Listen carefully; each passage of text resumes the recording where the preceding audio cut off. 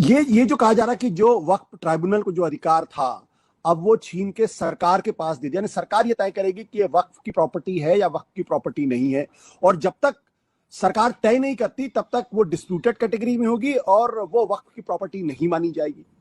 इसको आप कैसे देखते? सारा इल्जाम वक्फ के भ्रष्टाचार का वक्फ बोर्ड पे आ गया, वक्फ ट्रिब्यूनल पे आ गया, मुल्लाओं पर आ गया, मुस्लिम लीडरशिप पे आ गया।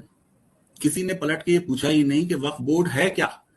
ये कोई प्राइवेट बॉडी नहीं है आशुतोष, ये सरकारी संस्था है, स्टैट्यूटरी अथॉरिटी है।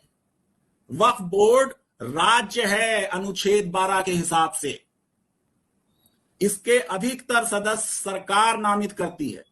उसमें सुप्रीम कोर्ट के जजेस हैं, हाई कोर्ट के जजेस हैं, मेंबर्स ऑफ पार्लियामेंट हैं। उसमें इलेक्टेड मेंबर्स तो बहुत कम है।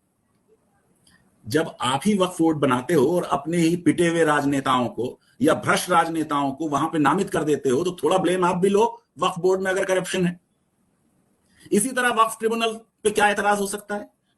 ट्रिब्यूनल का अध्यक्ष अभी तक सिविल जज या सेशन जज या डिस्ट्रिक्ट जज या मजिस्ट्रेट फर्स्ट क्लास था। यह भी प्रावधान अब बेहतर किया है नए बिल ने।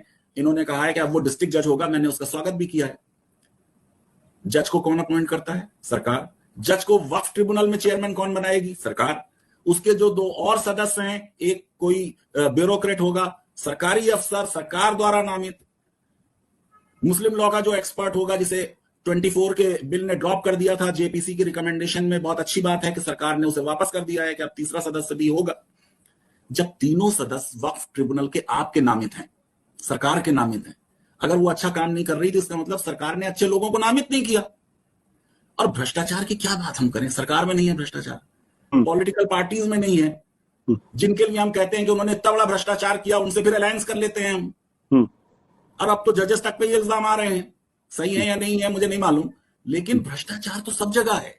भ्रष्टाचार होने का मतलब ये नहीं है कि हम जो रेमेडी प्रोवाइड करें वो वर्स देन द डिजीज हो जाए।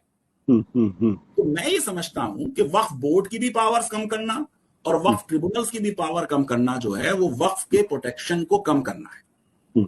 और फिर आप सोचिए कि हिंदू प्रॉपर्टीज मामले में तो जो ज्वाइंट कमिश्नर है ऑफ हिंदू एंडाउमेंट्स, वो जो ऑर्डर कर दे कि ये प्रॉपर्टी टेंपल की है वो हो जाती है। या जो एंडाउमेंट ट्रिब्यूनल है तेलंगाना और आंध्रा में, उनका जजमेंट फाइनल हो जाएगा।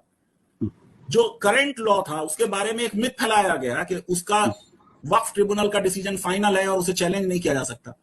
1995 के लॉ में लिखा हुआ है कि कोई भी पार्टी उसमें हाई कोर्ट जा सकती है और हाई कोर्ट